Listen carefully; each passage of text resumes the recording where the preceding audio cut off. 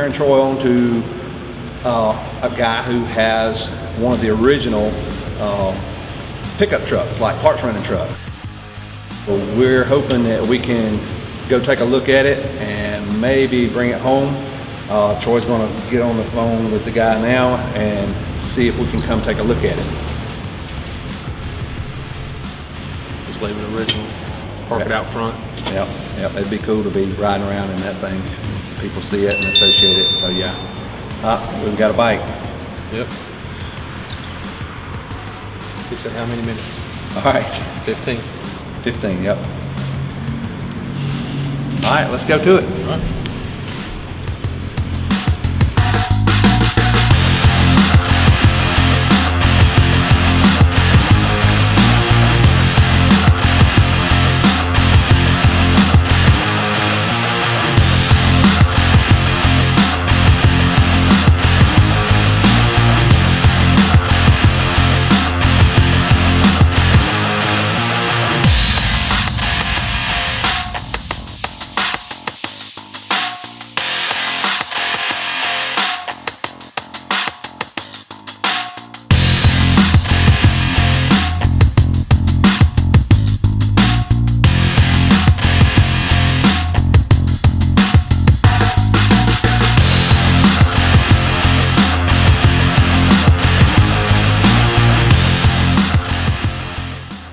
All right, folks, it looks like we've actually hit the jackpot of all jackpots, especially associated with the McLees building.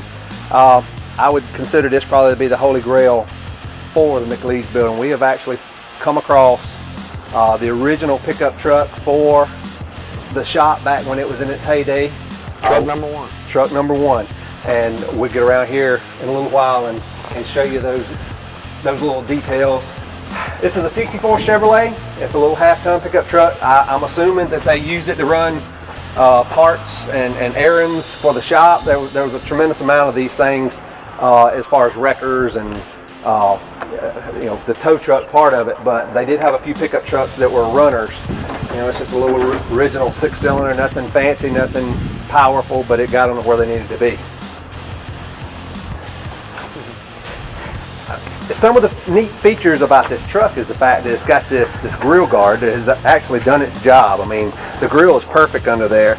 We're trying to decide if it's a store-bought thing that maybe you could have got from J.C. Whitney, or whether someone made it or whatever. I mean, the truck's not perfect, and you can tell that it wasn't perfect even when it was done. I mean, they kind of slapped it together, but it did the job.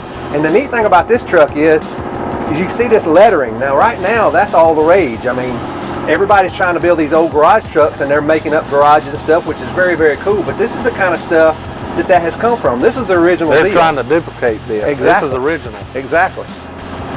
So we got this thing here, and you know, pumped up the tires. They're actually holding air. We're looking to get it running, just brush the dust off of it. But Troy's got some ideas on what we're going to do in the future with it, and I'm all on board with that. Why don't you tell us what we're going to do? Yeah, we're going to either do like 20s or 22 steel wheels, mob steel wheels or something like that. Put it on the ground, maybe even air ride one day. But for now, we'll just probably chop the springs down. Maybe throw a V8 in it if this motor don't run good. Normally people would put something like this on display, and as much as we want to, I think that it's going to get more exposure and more fun with it by us actually hopping in it when we got to go to the diner, or if we're going to Lowe's, or if we're going to grab a part, or whatever we need to do. This is going to be our runner. It needs to be out and seen. It needs to be enjoyed. It's amazing that we found it. You might want to tell the story about how we come across it a little more. I know we talked about how we found it right before we went and got it.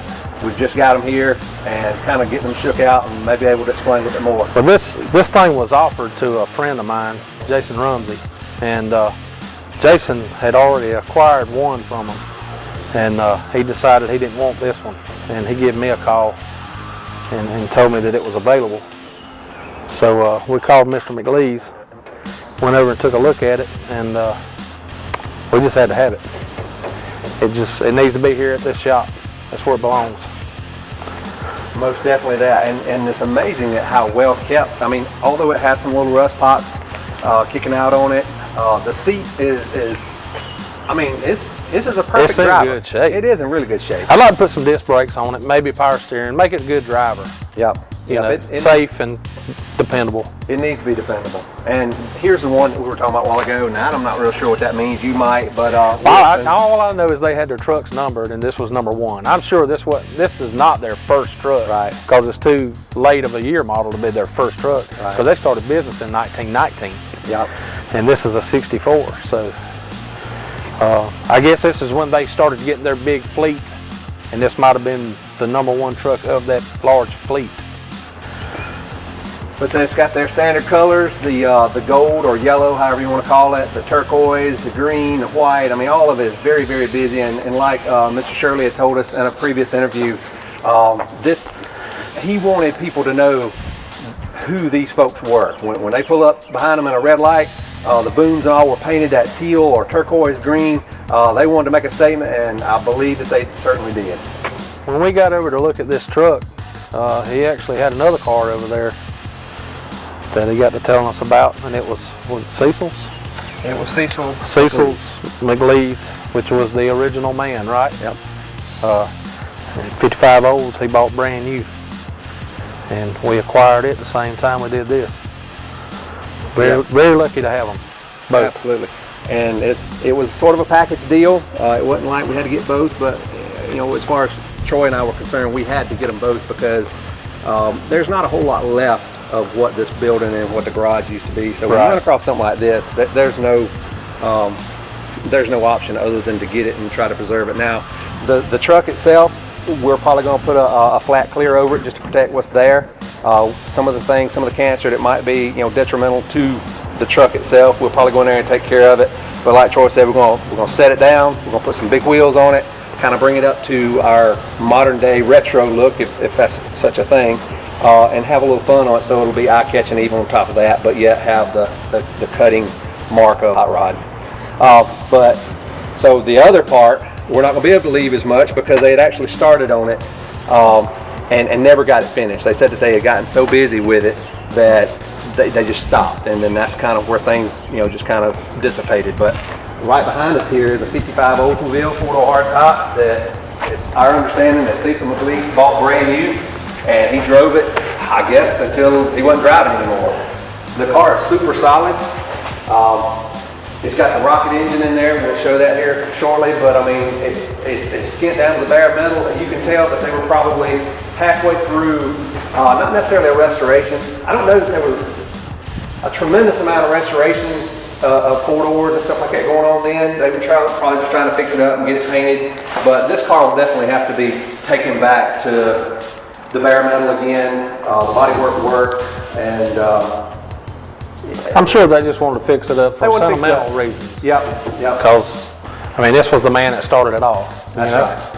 It's a factory blue and white car, which is kind of my favorite colors. I like the lighter colors. It's kind of, it's not quite as sinister as some stuff that Troy liked. This is the part I like. Yeah. That's just cool.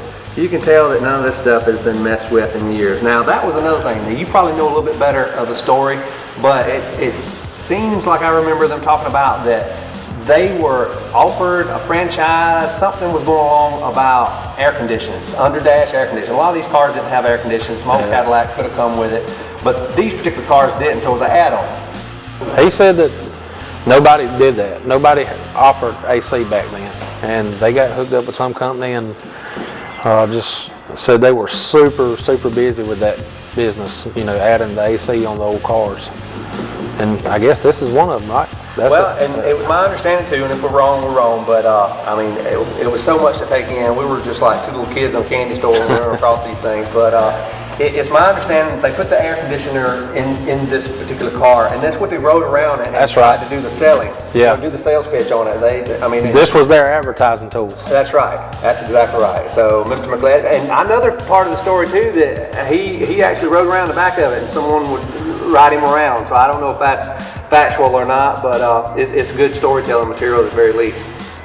These breathers, air cleaners right here, worth some pretty good money. They're repopping those now, but that is original, and man, that's cool.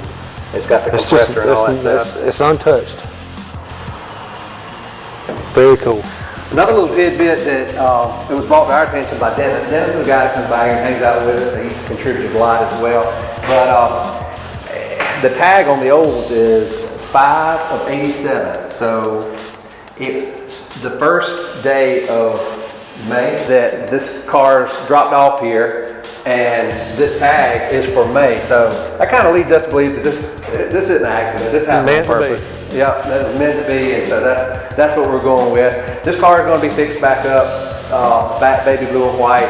It's going to be a driver. We're probably going to put some white walls on it like it deserves, and just have a good time cruising around in it. Probably won't take much to get it going. With this little truck, we're gonna try to put the wheels on it and get it running and everything. And we got another little event coming up here July 1st. We're hoping everybody's gonna be able to take part in it. It's gonna be a huge cruise in. It's gonna be a day-long event. We're gonna try to make sure that this is here where everybody can see it. We will have it ready. We'll have it ready. It'll look pretty much like it looks now. We hope everybody will come out. Like I said, this is kind of an introductory for folks who don't know that we're here, don't know us, or do know us. This is for friends and folks who we hope to be friends with in the future. There's going to be all kinds of things. There's going to be pinup contests. There's going to be a car show. We're going to have food. Uptown Lounge here in Anderson's going to be providing the food. We're going to have a DJ.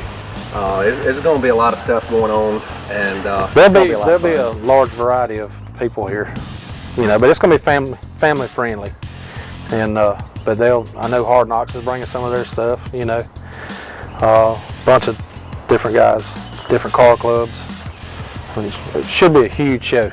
Yep, it's gonna be a lot of fun. And you know, another thing too, all of this video that we're doing right now, it started out as being a documentary for the building and the construction and everything that we're doing, and so now it's kind of catching on. There's a lot of you guys out there viewing it, and we really appreciate that. And we want to make sure that we can kind of continue on sharing the things that we're getting into. We are local to the Anderson area, and we're about to blow up this, you know, hot rod and classic restoration shop. And so just be sure that, you know, when you're watching these videos, if you like it, if you want to see some more of it, be sure to like it, of course, and share, and most of all, subscribe. Person that needs to be credited for every bit of this video that we're doing is Dan Sloan with Sloan Media. You guys need to look him up. He's on the web. He does a fantastic job. I had planned on going over and grabbing the camera and spinning around and showing you, but he's actually kind of got it held in a good position now, so we're not going to do that. But you'll see Dan. Dan will be here at the car show as well. Melissa Runyon with the Trashy Betty Photography, she'll be here. There's going to be all kinds of folks out here shooting video and just capturing every bit of it. So I hope you'll be out here. We'll have t-shirts. We're looking for sponsors right now.